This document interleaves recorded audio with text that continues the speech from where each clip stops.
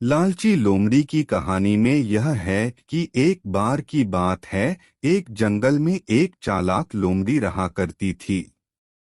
गर्मियों के दिन थे और वह भूख से परेशान होकर जंगल में भटक रही थी।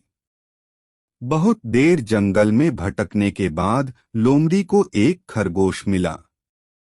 लेकिन खरगोश मिलने के बाद लोमड़ी ने खरगोश को खाने की बजाय उसे छोड़ दिया, क्योंकि वह इतना छोटा था कि उसे खाने से लोमड़ी का पेट कहाँ भरने वाला था।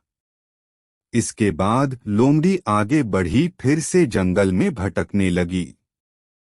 कुछ देर जंगल में भटकने के बाद भूखी लोमड़ी को एक हिरण दिखा। हिरण को देखते ही लोमड़ी के मुंह में पानी आ गया। लोमड़ी हिरण को पकड़ने के लिए उसके पीछे दौड़ने लगी।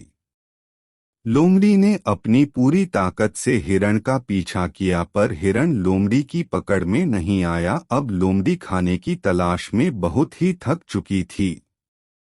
जब लोमड़ी के हाथ हिरण भी नहीं लगा तो लोमड़ी सोचने लगी कि इससे अच्छा होता वह छोटे से खरगोश को ही खा लेती जिसको उसने छोड़ा था।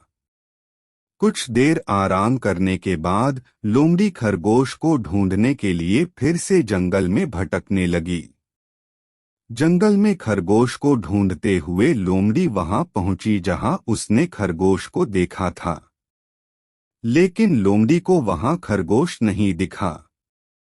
थक हारकर लोमड़ी को अपनी गुफा में लौटना पड़ा, जिसके बाद कई दिनों तक भूखी लोमड़ी अपनी गुफा में भूखा रहना पड़ा और बहुत दिन बीत जाने के बाद लोमड़ी को खाना मिला।